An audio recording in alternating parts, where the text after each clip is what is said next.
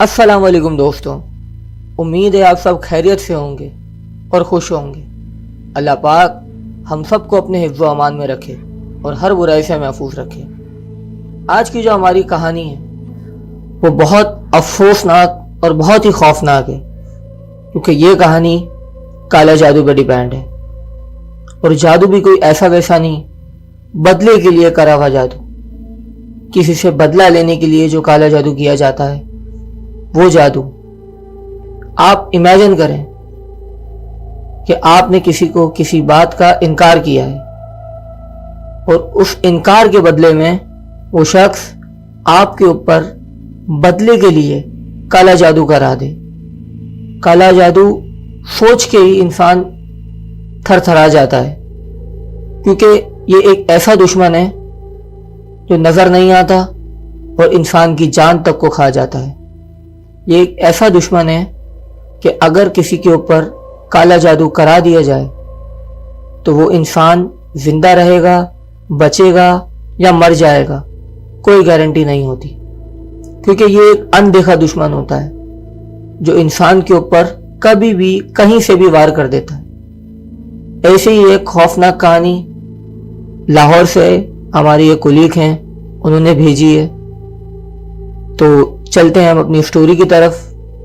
Story बहुत खौफनाक है, तो आयतुल कुर्सी पढ़ लें, अल्लाह का नाम ले लें। तो बढ़ते हैं अपनी स्टोरी की तरफ। ये स्टोरी मैं आपको उसी की ज़बानी सुनाऊंगा जिसने ये स्टोरी हमें भेजी है। मैं कोशिश करूंगा जिस तरह तकलीफ़ और अफसोस के आलम में और खौफ के आलम में उन्होंने मुझे ये स्टोरी भेजी और सुनाई, उसी तरह मैं आपको ये स्टोरी पेश करूं। तो बढ़ते हैं अपनी स्टोरी की तरफ। मेरा नाम अलीना है और मैं लाहौर से ताल्लुक़ रखती हूँ।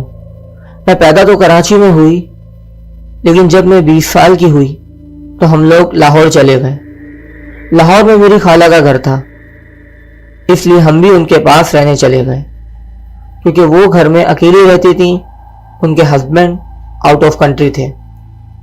खैर, मैं अपनी स्टोरी की तरफ आती हूँ।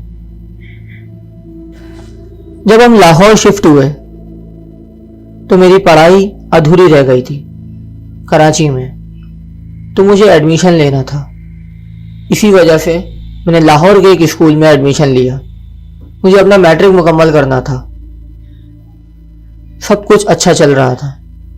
मैंने एडमिशन लिया, मैं स्कूल जाने लगी। वहाँ मेरी कुछ नई सहेलियाँ भी बन गई थी। जिंदगी में सब कुछ बहुत बेहतर चल रहा था। जिंदगी मामूल के मुताबिक चल रही थी, लेकिन मुझे बिल्कुल भी इल्म नहीं था कि मेरे साथ आगे कुछ ऐसा होने वाला है जो मेरी जिंदगी को एक लानत बना देगा। दूसरी लड़कियों की तरह मेरे भी कुछ ख्वाब थे, कुछ एहसास थे, मेरे भी कुछ गोल थे कि मुझे पढ़ लिख कर डॉक्टर बनना है। ये मेरा एक ऐसा ख्वाब था जो मुझे किसी भी कीमत पे पूरा करना था। लेकिन मेरी जिंदगी में एक ऐसा शख्स आया जिसने मेरे सारे ख्वाब, सारे एहसास, सब कुछ जलाकर राख कर दिए। उस शख्स का नाम फैजान था। फैजान एक सीधा साधा लड़का था, ना किसी ऐब में, ना किसी बुराई में। स्कूल में भी फैजान को बहुत तमीज़दार लड़का कहा जाता था। उसकी किसी से ज़्यादा सलाम दुआ तक भी नहीं थी, ना किसी से ज़्यादा बात करता। बिल्कुल खामोश मिजाज बंदा था, बहुत सादा, अपने काम से काम रखने वाला। इसी वजह से उसकी नीयत पर किसी को शक भी नहीं हुआ। लेकिन एक दिन उसने मुझसे बात करने की कोशिश की। हालांकि वो मेरा क्लासमेट था, लेकिन बहुत अरसा गुजरने के बावजूद भी हमारे बीच में बातचीत नहीं हुई थी। लेकिन एक दिन उसने कदम उठाया, उसने मुझसे बात करने की कोशिश की, लेकिन मुझे उसमें कोई इंटरेस्ट नहीं था, इसलिए मैंने मना कर दिया। फैजान अक्सर क्लास में या क्लास से बाहर मुझे देख रहा होता था। जिस तरह वो मुझे देखता था, मुझे उसकी नज़रें बहुत अजीब सी लगती थी, जैसे वो मुझसे कुछ कहना चाह रहा हो। कई दिन हो गए ऐसा ही चलता रहा। ایک دن میری ماما مجھے لینے آئی۔ اس سے پہلے تو فیضان نے ایسا کچھ نہیں کیا تھا، لیکن اچانک اس نے میری ماما سے بات چیت بڑھانا شروع کر دی، سلام دعا کرنا شروع کر دی۔ میری ماما کو اس کے بات کرنے کا انداز اور اس کی تمیز دونوں بہت پسند آئی۔ میری ماما اس کی ان عادتوں سے بہت متاثر ہوئی۔ وہ کلاس میں بھی اکثر مجھے دیکھتا رہتا تھا، عجیب عجیب نظروں سے۔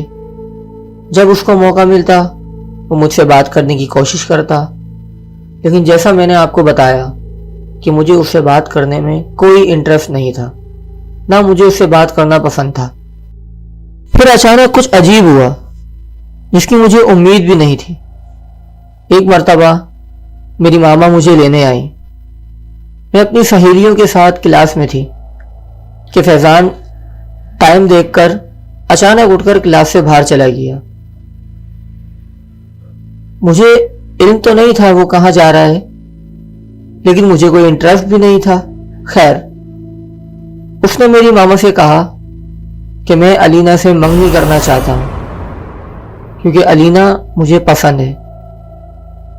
جب ہماری پڑھائی مکمل ہو جائے گی تو پھر آپ ہماری شادی کر دیجیے گا۔ تو اگر آپ کی اجازت ہو تو میں اپنی بہن اور امی کو آپ کے گھر بھیجنا چاہتا ہوں۔ میری ماما نے اس سے کہا کہ میں اپنے شوہر سے پوچھ کے بتاؤں گی۔ اتفاق تھا کہ اس دن میں اپنی ماما کے ساتھ نہیں تھی، ورنہ جب جب فیضان میری ماما کے سامنے ہوتا تھا میں اپنی ماما کے ساتھ ہوتی تھی۔ یہ بات میری ماما نے مجھے واپس جاتے ہوئے بتائی کہ فیضان نے مجھ سے ایسا ایسا کہا ہے۔ خیر، مجھے اس میں کوئی انٹرسٹ نہیں تھا، نہ شادی میں نہ ہی فیضان میں، تو اس لیے میں نے اپنی ماما کو صاف انکار کر دیا، کیونکہ میرے بہت سے گولز ہیں۔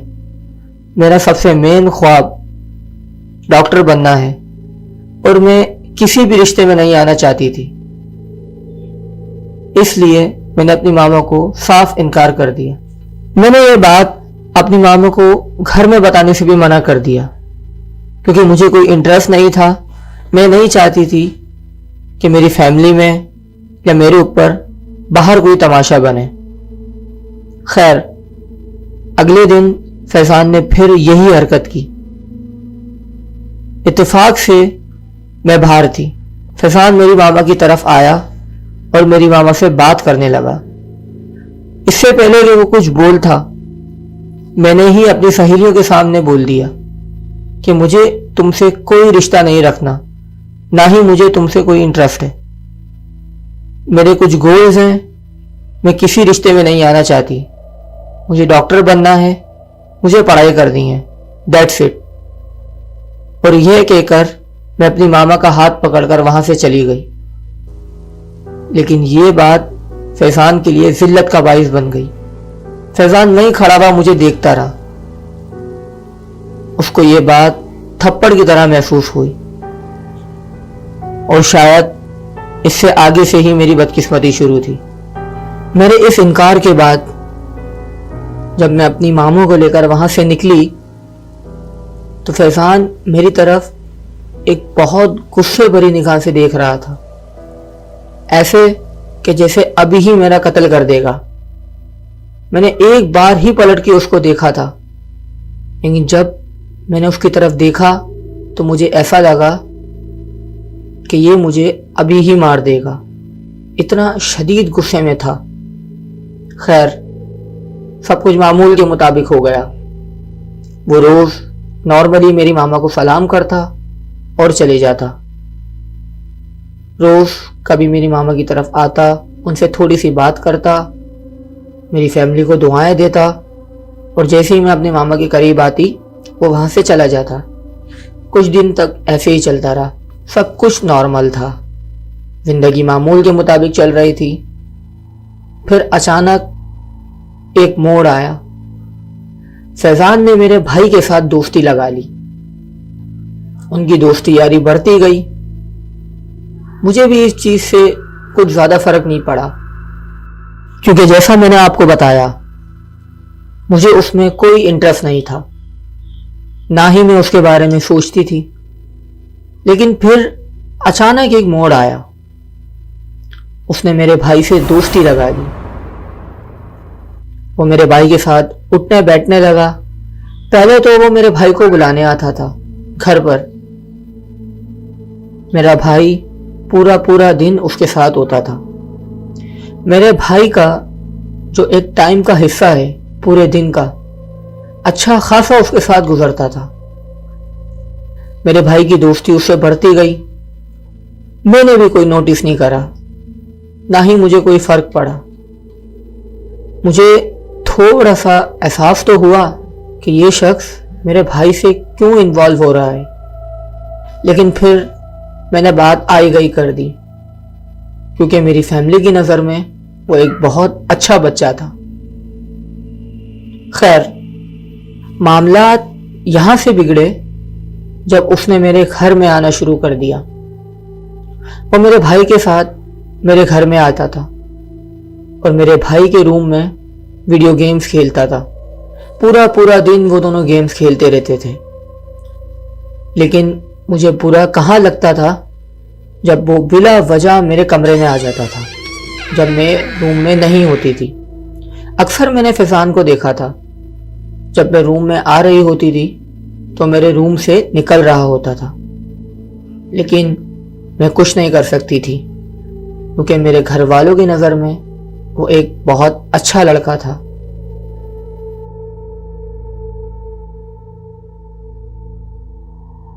کچھ وقت تک سب کچھ ایسے ہی چلتا رہا۔ وہ میرے گھر آتا رہا، میرے بھائی کے ساتھ بیٹھتا رہتا تھا، اس کے ساتھ گیمز کھیلتا رہتا تھا۔ زندگی بالکل لوپ میں چل رہی تھی۔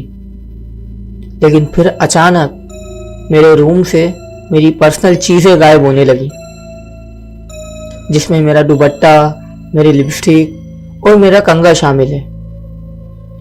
یہ چیزیں میں نے بہت ڈھونڈی لیکن مجھے نہیں ملی۔ مجھے سمجھ نہیں آیا کہ ایک چیز میں نے یہاں پر رات کو رکھی ہے، وہ صبح کہاں چلی گئی۔ میری والدہ میرے روم میں آتی ہیں صفائی کرنے کے لیے، لیکن وہ ہر چیز جگہ پہ رکھ کر جاتی ہیں۔ میں نے اپنی والدہ سے پوچھا کہ میری یہ چیزیں کہاں گئی، تو میری والدہ کو بھی کچھ معلوم نہیں تھا۔ خیر، کچھ دنوں کے بعد میں یہ چیزیں بھی بھول گئی، لیکن پھر اچانک میرے پرسنل بیگ سے میری ایک بالکل پرائیویٹ ڈائری غائب ہو گئی، جس میں میرے خواب، میرے سارے جذبات اور میرے سارے وہ گولز جو میں نے اچیو کرنے تھے، یہاں تک کہ میں نے اس میں اپنی کمزوری تک لکھی تھی، وہ ڈائری غائب ہو گئی۔ اس ڈائری کو کھونے کے بعد میں بہت پریشان سی ہو گئی۔ مجھے اچانک یاد آیا کہ کچھ دنوں پہلے میرا کچھ پرسنل سامان بھی غائب ہوا تھا۔ مجھے سمجھ نہیں آ رہا تھا کہ میری یہ چیزیں کون غائب کر رہا ہے۔ اس بات کو 3 ہفتے گزر گئے تھے۔ میں اب اپنی چیزوں کا پہلے سے زیادہ خیال رکھتی تھی، کیونکہ میں پریشان تھی کہ میرے ہی گھر سے، میرے ہی کمرے میں کون میری چیزیں چوری کر رہا ہے۔ میں صرف اسکول جاتی تھی، اسکول کے بعد میں اپنا سارا ٹائم اپنے روم میں گزارتی تھی۔ کبھی کبھار گھر میں آگے پیچھے چلی جاتی تھی، لیکن میری چیزیں میری غیر موجودگی میں کون ہاتھ لگا رہا ہے۔ خیر، یہ سب چلتا رہا۔ میں اس ڈائری کے لیے بہت زیادہ پریشان تھی اور اس بیس پر میں اپنی چیزوں کا بہت خیال رکھ رہی تھی۔ مجھے نہیں پتا تھا کہ یہ چیزیں کون چرا رہا ہے اور کس لیے چرا رہا ہے۔ جیسا میں نے آپ کو بتایا، اس بات کو 3 ہفتے گزر گئے تھے۔ 3 ہفتوں بعد میرے ساتھ کچھ خوفناک معاملات ہونے لگے۔ مجھے بہت برے خواب آنے لگے، جیسے میں کسی جنگل میں اکیلی ہوں اور میرے پیچھے ایک کالے گھنے سائے چل رہے ہیں جو مجھے پکڑنا چاہتے ہیں۔ میں راتوں کو اکثر ڈر کے نیند سے اڑ جاتی تھی۔ मेरा एक अलग रूम था, मैं उसमें अकेली सोती थी। एक ये सबसे बड़ी वजह थी कि मुझे ये ख्वाब और ये एहसास ज़्यादा फील होते थे। मैं अक्सर रातों को उठ जाती थी और आयतुल कुर्सी पढ़ती थी। ये ख्वाब देखने के बाद मुझे और ज़्यादा डर महसूस होता था। मैं ऐसा फील करती थी कि इतना मैं ख्वाब में नहीं डरी जितना मैं जागने के बाद डरती थी। ऐसे ही चलता रहा, मुझे रोज़ाना ख्वाब आते रहे और मैं रोज़ाना नींद से बेदार हो जाती थी। तकरीबन एक हफ्ता ऐसे ही चला। एक हफ्ते के बाद मेरी हालत बिगड़ना शुरू हुई। मैं रात को सोती तो ठीक थी, लेकिन अक्सर मैं अपने आप को नींद में बहुत शिद्दत से काटती थी और इतना बुरा काटती थी कि मेरे हाथों पर निशान पड़ जाते थे। जब मैं सुबह उठती थी तो मेरी हथेली पे, मेरे हाथ पे, मेरी कोहनी की तरफ शिद्दत से बुरी तरह काटने के निशान होते थे। मैं नींद में अपने आप को काटने लग गई थी और कभी अगर मैं कोई सफ़ेद कपड़ा देख लेती तो गुस्से में उसको दांतों से चीर कर फाड़ देती। मेरे साथ ये एक्टिविटीज हो रही थी। ये सब देखकर मेरे घर वाले बहुत परेशान हो गए। उन्होंने मुझे दम किया हुआ पानी पिलाया, कभी मुझे दम कराते थे, लेकिन मेरी हालत सुधरने में नहीं आती थी। मैं दिन ब दिन ऐसे मामलात करती जा रही थी। एक दिन मैं सो रही थी कि मैंने एक ख्वाब देखा।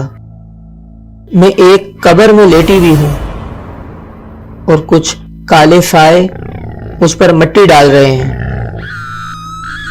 मैं चीखती चिल्लाती मगर वो मेरी एक न सुनते। मैंने उठने की कोशिश की तो उन्होंने मुझे गले से पकड़कर वापस लिटा दिया और मेरा गला दबाने लगे। मैं चीखती हुई नींद से बेदार हुई। अगले दिन ये वाकया मैंने अपनी मामा को बताया तो वो भी परेशान हो गई। मुझे मोहल्ले की करीबी मस्जिद से दम करवाया गया तो कुछ दिन मेरे साथ ये वाकयात नहीं हुए, ना ही मुझे ऐसे ख्वाब आए। लेकिन फिर कुछ दिन के बाद मैंने ख्वाब देखा कि मैं एक कब्रिस्तान में खड़ी हूं और अचानक एक बहुत तेज हवा चलती है और हवा में ये आवाज आती है कि जिल्लत का बदला मौत है। मैं अचानक जोर से चीखती हूं, वो आवाज बार बार आती है। मैं फिर अचानक नींद से बेदार हो गई। मेरे साथ ये सब वाकयात चल रहे थे, रोज का मामूल हो गया था। दोबारा मुझे ऐसे ख्वाब आने लग गए थे। लेकिन हैरानी की बात यह थी कि जब से मेरे साथ ये वाकयात शुरू हुए थे, फैजान ने हमारे घर आना बंद कर दिया था। जब मेरा भाई उसको कॉल करता तो उसका नंबर बंद जाता। मैंने अपनी पर्सनल चीजें गायब होने की बात अपनी फैमिली को भी बता दी थी और अब मेरी फैमिली को भी उस पर शक होने लगा था। लेकिन हम मजबूर थे, हमारे पास कोई सबूत नहीं था, हम कुछ नहीं कर सकते थे। मेरी फैमिली ने मुझे हर जगह दिखाया, कभी कोई आलिम, कभी कोई आमिल, लेकिन ये सारे आमिल हमें लूटने में लगे हुए थे। मेरे वालिदैन को एक आमिल ने कहा कि आप मुझे 50,000 रुपए दें, इस बच्ची के ऊपर बहुत सारे जिन हैं, मैं इसका मुकम्मल इलाज करूंगा तो ये ठीक हो जाएगी। उसने मेरे वालिदैन से कहा कि आप मेरे साथ ताउन करें, मैं आपकी बच्ची को बिल्कुल ठीक कर दूंगा। मेरे वालिदैन राजी भी हो गए। वो मेरे ऊपर बहुत उल्टे सीधे अमल करता, कभी मुझसे आग में पत्थर डलवाता, तो कभी मेरे ऊपर बकरी का खून डालता। उसने मुझ पर लाल, नीला और काला रंग पहनने की पाबंदी भी आयद कर दी थी। 3 महीने ऐसे ही गुजर गए, लेकिन मेरी हालत और बिगड़ती गई। लेकिन अल्लाह ने मुझे बहुत हिम्मत से नवाजा हुआ था। मगर बात वही है कि ऐसे मामलात में जो हालत मेरी होती थी वो मैं ही जानती हूं। एक मर्द के बदले की भेंट चढ़ रही थी मैं, और मुझे इस बात का बिल्कुल इल्म नहीं था। ऐसे ही 3 महीने गुजर गए। एक दिन मैं अपने घर में किचन में काम कर रही थी। मेरे घर में किसी को भी इस बात का इल्म नहीं था कि मैं किचन में काम कर रही हूं। काम करते करते अचानक मेरे सर में दर्द हुआ, और इतना शदीद दर्द कि दर्द के मारे मैंने अपनी आंखें बंद कर ली। शिद्दत का दर्द, जिसे कोई मेरे सर में हथौड़े मार रहा हो। मैंने अपनी आंखें मीच ली। चंद मिनट ही गुजरे होंगे कि मुझे अचानक अपने सर में आराम और सुकून महसूस हुआ। जब मेरे सर में दर्द हुआ था तो मेरे जहन में एक फिल्म चली थी कि मेरे हाथ में छुरी है और मैं अपना हाथ काट रही हूं। और आप यकीन करें, जब मैंने अपनी आंखें खोली तो मेरे हाथ में छुरी थी और वाकई मैंने अपनी कलाई काटी हुई थी, और मेरे हाथ से खून बह रहा था। आप यकीन करें, इतना खौफ का आलम था। मैं इस कदर डर गई थी कि मुझे कुछ भी समझ नहीं आ रहा था।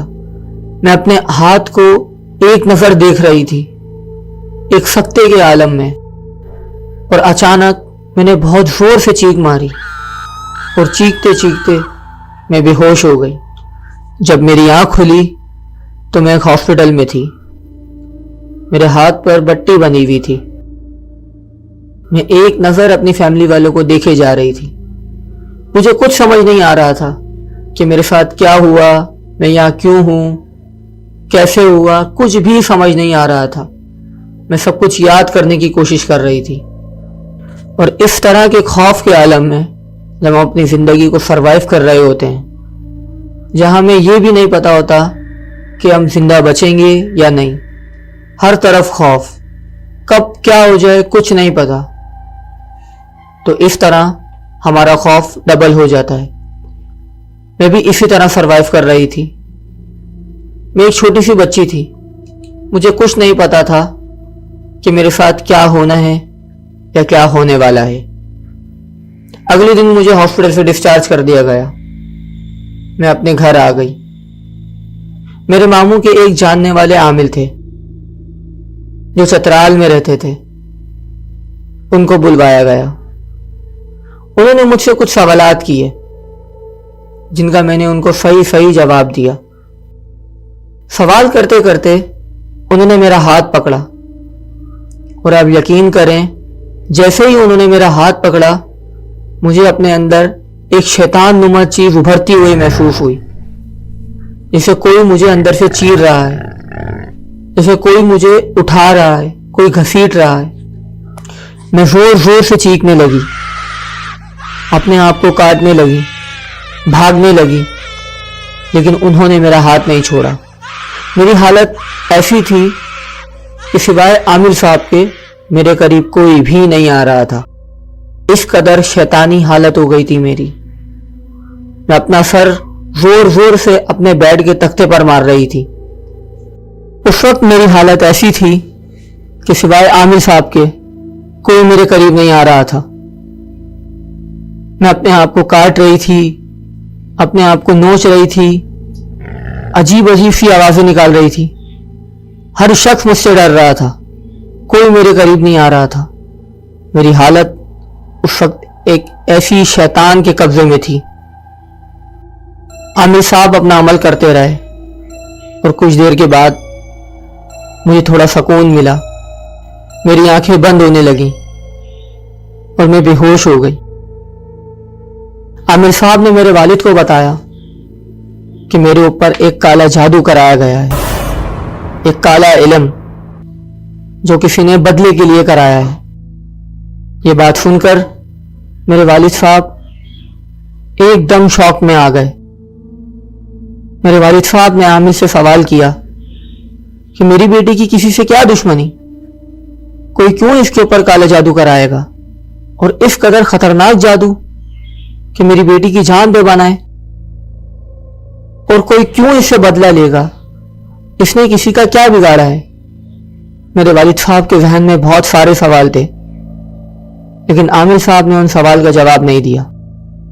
आमिर साहब ने मेरे वालिद को समझाया कि आप पहले अपनी बच्ची की जान देखें, उसके बाद कुछ सोचेंगे। आमिर साहब ने मुझे कुछ कुरानी आयतें दी जो मुझे पढ़ने का भी कहा, और मेरे घर वालों को भी कहा कि इसको ये कुरानी आयतें सुनाई जाएं, और मुझे पानी भी दिया कि ये पढ़ा हुआ पानी है, इसको ये पानी पिलाएं। कुछ दिन मेरा इलाज चलता रहा, मैं बेहतरी की तरफ आ गई। अब मुझे डरावने ख्वाब भी नहीं आते थे, ना ही मैं उल्टी सीधी हरकतें करती थी, और ना ही मुझे किसी चीज का खौफ था। हल्के हल्के मेरे अंदर से खौफ खत्म होता जा रहा था। जब मेरी हालत थोड़ी सी बेहतर हुई तो मेरे वालिद साहब ने सोचा कि उस शख्स का नाम पता किया जाए जिसने ये काम किया है और क्यों किया है। जाहिर है जब आपको पता चलता है कि आपके ऊपर किसी ने जानलेवा हमला किया है तो आप उसको ढूंढोगे तो सही ना। यही वजह थी कि मेरे वालिद साहब ने सोचा कि उस शख्स को ढूंढा जाए और उस शख्स से पूछा जाए कि तुमने ये क्यों किया। मेरे वालिद साहब आमिर के पास गए। मेरे वालिद साहब ने आमिर से पूछा कि मुझे उस शख्स का नाम बता दें जिसने मेरी बेटी का यह हाल किया। आमिर साहब ने साफ मना कर दिया। आमिर साहब ने कहा कि इस अमल के कुछ रूल्स होते हैं और हम ये काम करते हैं तो हमारे भी कुछ रूल्स होते हैं। हम ये नाम या ये बात आपको नहीं बता सकते। मेरे वालिद साहब ने उनसे बहुत इस्रार किया कि आप मुझे उस शख्स का नाम बता दें, लेकिन आमिर साहब ने नहीं बताया। कई दिन मेरे वालिद साहब उनके पास जाते रहे, उनसे इस्रार करते रहे। आखिरकार बहुत इस्रार के बाद आमिर साहब ने उस शख्स का नाम बता दिया। उस शख्स का नाम फैजान था, वही फैजान जिसका नाम आपको मैंने पहले बताया था। उस शख्स ने ही मुझ पर काला जादू करवाया था बदले के लिए। ये बात सुनकर मेरे वालिद साहब बहुत अफसरदा हुए कि जिस पर हमने भरोसा किया वही लड़का मेरी बच्ची की जान का दुश्मन बन गया। हमने फैजान को ढूंढा भी, लेकिन फैजान कहीं नहीं मिला। उसका कोई अता पता नहीं था, ना ही उसकी फैमिली में से किसी का पता चल रहा था। खैर, मेरे घर वालों के लिए यही बहुत था कि मैं बेहतरी की तरफ आ रही थी, जिंदगी को मामूल पे लाने की कोशिश कर रही थी। मैं अपने आप को फिर से खड़ा करना चाहती थी, क्योंकि मेरे कुछ ख्वाब थे, लेकिन मुझे नहीं पता था कि जो अभी मेरे साथ हुआ है उससे और बुरा आगे मेरे साथ होने वाला है। हम यही समझ रहे थे कि ये जादू खत्म हो गया, इसका तोड़ हो गया, लेकिन एक चीज हम भूल गए थे, और शायद ये बात आमिर भी भूल गया था कि फैजान के पास मेरी कुछ पर्सनल चीजें हैं। यहां मैं आपको बताऊं कि जब मुझ पर जादू किया गया था तो ये जादू मेरी पर्सनल चीजों को इस्तेमाल करके किया गया था। ये बात हमें आमिर ने बाद में बताई कि ये जादू आपके ऊपर आपकी पर्सनल चीजों को यूज कर किया गया है। ये बात हम भी भूल गए थे कि मेरी पर्सनल चीजें अभी भी उसके पास हैं, और ये बात आमिर भी शायद भूल गया था कि मेरी पर्सनल चीजें उसके पास हैं। जिंदगी थोड़ी सी मामूल के मुताबिक आने लगी। मैं अपने आप को फिर से खड़ा करना चाहती थी, लेकिन शायद किस्मत को ये मंजूर नहीं था। कुछ दिनों के बाद जब मेरा इलाज मुकम्मल हो गया तो मैंने अपनी वालिदा से जिद की कि मैं वापस स्कूल जाना चाहती हूं। मेरी वालिदा ने कहा कि आप थोड़ा सा आराम कर लो, कुछ दिन और रुक जाओ, उसके बाद इंशाअल्लाह ताला सब कुछ मामूल पे आ जाएगा। तकरीबन एक हफ्ते के बाद मैं अपने स्कूल गई। जिंदगी थोड़ी सी मामूल के मुताबिक आने लगी थी। ऐसे ही मैं स्कूल जाने लगी। मेरे वालिद साहब मुझे छोड़कर आते, मुझे लेने आते, सब कुछ मामूल के मुताबिक चलने लगा। लेकिन फिर एक दिन मेरे ऊपर ज़वाल आया। तकरीबन कुछ दिनों के बाद मैं अपने रूम में लेटी हुई थी। मेरे साथ मेरी वालिदा सोती थी। जब से मेरे साथ ये वाकया हुआ था मुझे अकेले सोने में डर लगता था। मैं मोबाइल चला रही थी कि अचानक मुझे नींद का एहसास हुआ। रात का पहर था। जाहिर है रात के वक्त जब सुबह उठना होता है तो नींद आ जाती है। मेरी वालिदा किसी काम से बाहर गई हुई थी। मैंने अपनी चादर ओढ़ी और मैंने आंख बंद कर ली।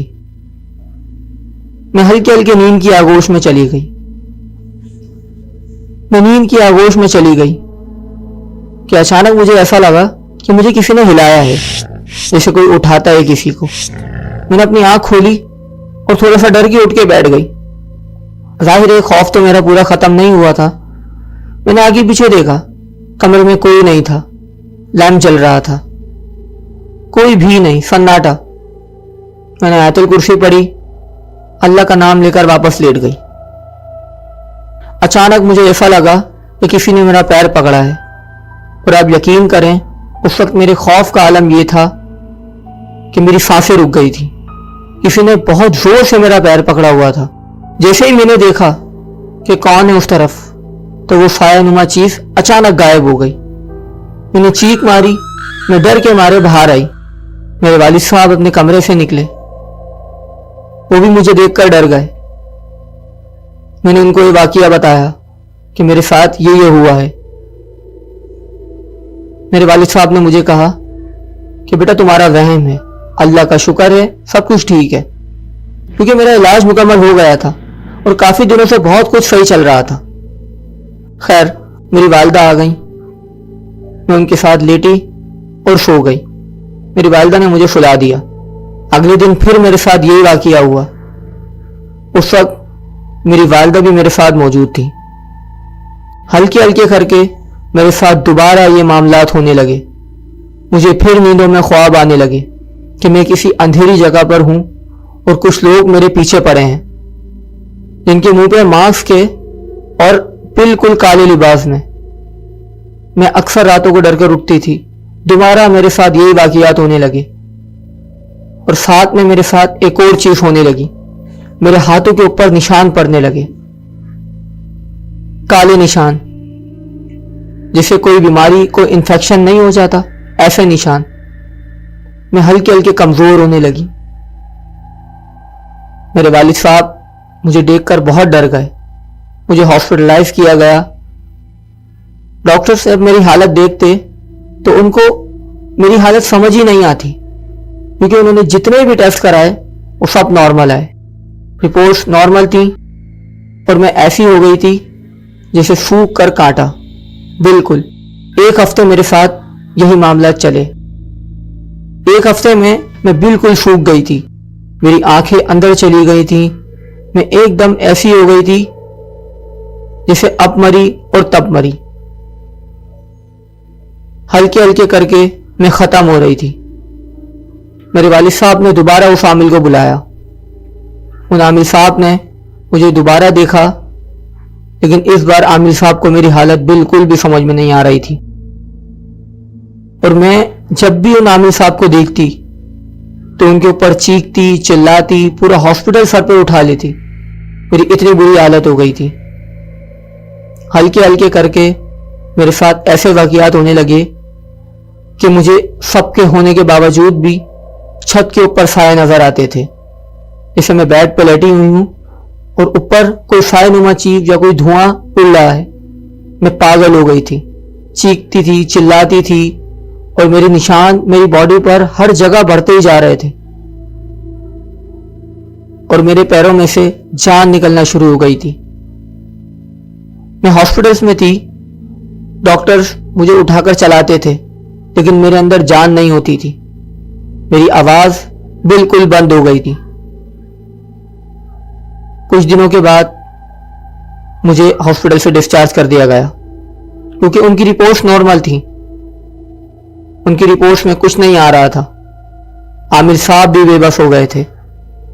उनको भी कुछ भी समझ में नहीं आ रहा था कि क्या हो रहा है इस लड़की के साथ, क्यों हो रहा है। लेकिन एक दिन उन्होंने अपने उस्ताद को बुलाया, उन आमिर साहब के उस्ताद, वो भी चतराल में ही रहते थे।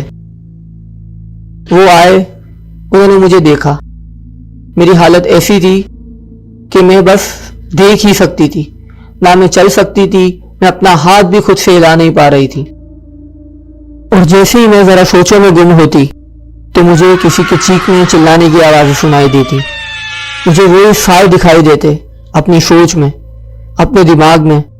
मुझे ऐसा लगता था जैसे वो साए मेरी रूह को खींच रहे हैं। मुझे अचानक बहुत तकलीफ महसूस होती थी जब जब वो मुझे नजर आते थे। मैं खौफ के मारे पागल हो गई थी। मुझे कुछ भी समझ नहीं आ रहा था, ना ही मेरी फैमिली को कुछ समझ आ रहा था, ना ही आमिर को कुछ समझ आ रहा था। सब कुछ बेबस लग रहा था। लेकिन वो कहते हैं ना, जहां कोई काम नहीं आता वहां अल्लाह काम आता है। रब्बे जुल जलाल बहुत गफूर रहीम है। अगर उसने जिंदगी देनी होती है तो कोई भी जिंदगी नहीं छीन सकता। खैर, आमिर साहब ने अपने उस्ताद को बुलाया। आमिर साहब के उस्ताद आए, उन्होंने मुझे देखा। वो मुझे देखकर पढ़ाई करना शुरू हो गए। बहुत देर, तकरीबन 1.5 से 2 घंटा उन्होंने पढ़ाई की। मेरे पास बैठे रहे, मैं उनको देखती रही। पढ़ाई करने के बाद वो अपनी जगह से उठे और उठकर मेरे कमरे से बाहर निकल गए। उनके साथ कुछ लोग भी मेरे कमरे से बाहर निकल गए। हमारा घर ऐसे बना हुआ है, हमारे घर में 3 कमरे हैं। एक खाला का है और एक में मेरी वालिदा होती थी और मैं होती थी। एक ड्राइंग रूम था। 3 कमरे थे और उन कमरों से बाहर निकलकर, मेरे कमरे से बाहर निकलकर सामने ही सहन है और उस सहन से सीढ़ियां नीचे उतर रही हैं जो बाहर की तरफ रास्ता निकलता है। आमिर साहब उस सहन की तरफ गए। वॉशरूम से थोड़ा सा आगे वाली जगह पे आमिर साहब ने कहा कि इस जगह को खोदो। वहां पर एक चबूतरा टाइप बना हुआ था। आमिर साहब ने जगह बताई। उस चबूतरे के साइड के अंदर उस जगह को खोदा गया और वहां से एक तावीज और एक छोटी सी डिब्बी निकाली गई। उसके अंदर क्या लिखा था ये तो मुझे नहीं पता और ये मुझे बताया भी नहीं गया, लेकिन उसके अंदर ही सारी जड़ थी। ये चीज मेरे घर में दबाई गई थी मुझे मारने के लिए, मेरे ऊपर जादू कराने के लिए। आमिर साहब ने कहा कि इन दोनों चीजों को बिना हाथ लगाए उठाओ। किसी इंसान का इस पर हाथ नहीं लगना चाहिए और इन चीजों को किसी सुनसान जगह पे जाकर दफना दो, या किसी इंसान का दूर दूर तक आना जाना ना हो। किसी इंसान का इसके ऊपर पैर भी नहीं पड़ना चाहिए।